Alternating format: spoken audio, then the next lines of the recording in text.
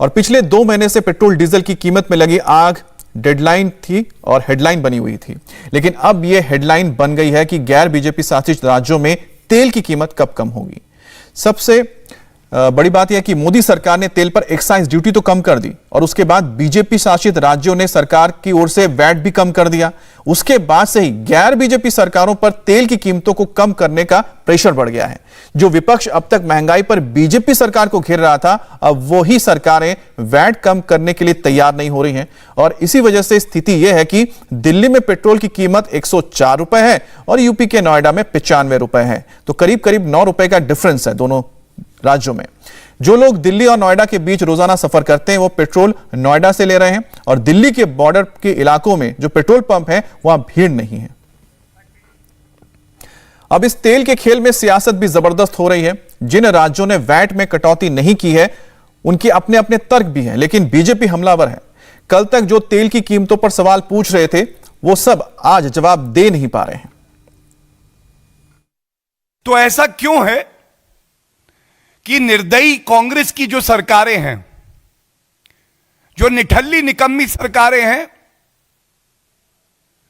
वो लोग ऐसा ही एक साहसी कदम, ऐसा ही एक आम जनता से जुड़ा हुआ कदम, ये ठोस फैसला क्यों नहीं कर पा रही?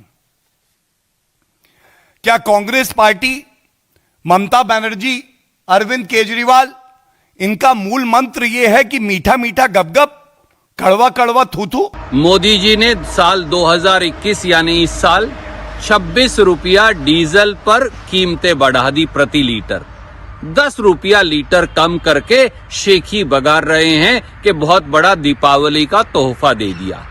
और बड़े मियां तो बड़े मियां, छोटे मियां सुभान अल्लाह। चलता करने का समय आ गया है, क्योंकि धोखा, लूट और झूठ यही इनका तकिया कलाम बन गया है। अब तेल के दाम पर जारी सियासत की वजह से आम आदमी परेशान हो रहे हैं। लोगों का क्या कहना है आप भी खुद सुनिए। एक्चुअली क्या है कि डेली आना जाना है स्कूटी से तो बहुत ज़्यादा पेट्रोल लग रहा था। अगर हम अभी भी दिल्ली से डलवाते हैं तो बहुत ज़्यादा लगता है। तो मैं तो प्रेफर करती हूँ, दिल्ली जाती हूँ तो प्रेफर करती हूँ कि यूपी से ही डलवाऊँ, क्योंकि यूपी में कम ही रहता है पेट्रोल दिल्ली से। तो लगभग 1 रुपए किलोमीटर का फर्क पड़ गया बहुत, विच इज़ क्वाइट गुड। और मैं तो कहता हूँ कि और भी इसको जीएसटी के दायरे में ले आना चाहिए। भाई जब most of the states are agree, क्यों कुछ स्टेट की वजह से कस्टमर सफ़र करे? तो अगर ये जीएसटी के दायरे में आएगा तो ये शायद 70, 75 रुपए, 76 रुपए तक बिकेगा। और अब आपको बाकी के कुछ राज्यों की भी तस्वीर दिखाते हैं, क्योंकि सवाल सिर्फ दिल्ली का नहीं है। पंजाब में कांग्रेस की सरकार है, वहां वैट नहीं कम हुआ है और कोई निर्णय भी नहीं हुआ, जबकि बीजेपी सरकार वाले हरियाणा ने भी वैट कम कर दिया है।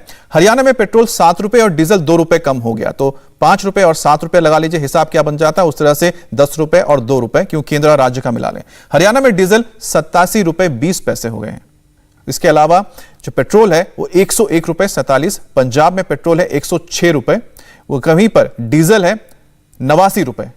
पंजाब बॉर्डर के लोग हरियाणा आकर अब तेल भरा रहे हैं और पंजाब के पेट्रोल पंप खाली दिख रहे हैं। अब इसकी वजह से पंजाब सरकार पर भी तेल की कीमत कम करने का दबाव बनता जा रहा है।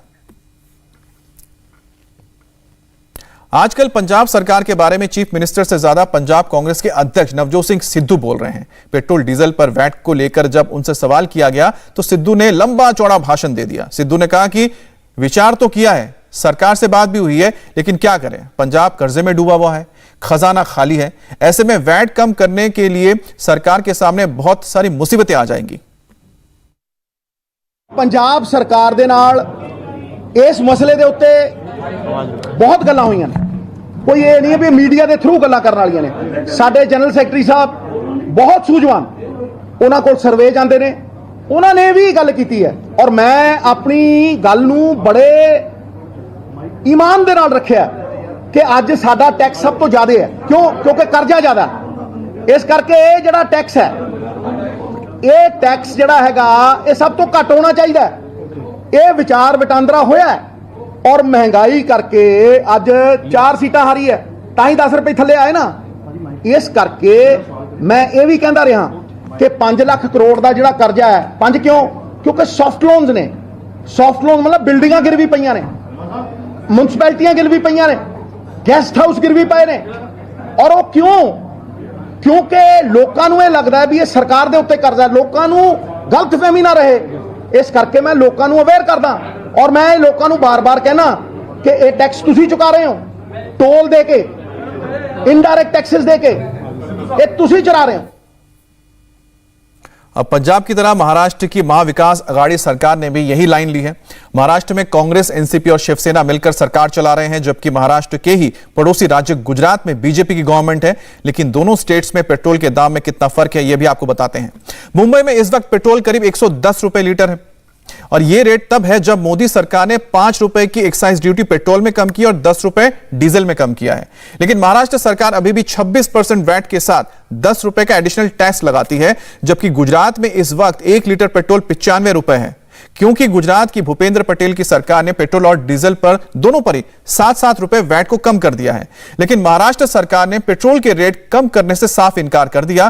कांग्रेस, एनसीपी और शिवसेना तीनों पार्टियों के नेता कह रहे हैं कि केंद्र सरकार पहले महाराष्ट्र के हिस्से की जीएसटी का भुगतान करे और अगर मोदी सरकार महाराष्ट्र का पैसा रिलीज कर देगी तो उद्धव ठाकरे की सरकार पेट्रोल पर वैट कम कर देगी। राज्य सरकारशी बोलावं लागेल। राज्य सरकारने असं सुचवलेलं दिसतंय की आम्ही निश्चित दिलासा देऊ, पण केंद्र सरकारने राज्याची GSTची जे देणं आहे ती कृपा करून लवकर द्यावं। ती दिल्याच्या नंतर अशा प्रकारचा लोकांना मदत करणारा निर्णय घेणं हे शक्य होईल। तब शरद पवार की बात को नवाब मलिक ने आगे बढ़ाया, कहा कि बीजेपी रूल स्टेट्स इसलिए टैक्स कम कर रहे हैं क्योंकि मोदी सरकार उनकी मदद कर रही है और जिन राज्यों में बीजेपी की सरकार है उन राज्यों को जीएसटी का भुगतान हो रहा है और जहां विरोधी दलों की सरकार है उन राज्यों का बकाया पैसा रिलीज नहीं किया जा रहा है। जहां तक सवाल है, बीजेपी राज्यों का अपना वैट कम कर रहे हैं क्योंकि मोदी साहब सीधे उन्हें केंद्र से पैसा दे रहे हैं। गैर भाजपाई सरकारों को न समय पे जीएसटी दिया जा रहा है, न एनडीआरएफ के जो भी नुकसान होते हैं उसकी भरपाई दी जाती है। पूरी तरह से गैर भाजपाई सरकारों के साथ सौतेला व्यवहार किया जा रहा है और निश्चित रूप से सरकारें अपना बजट बनाए रखने के लिए जो भी निर्णय है वो ले रही हैं।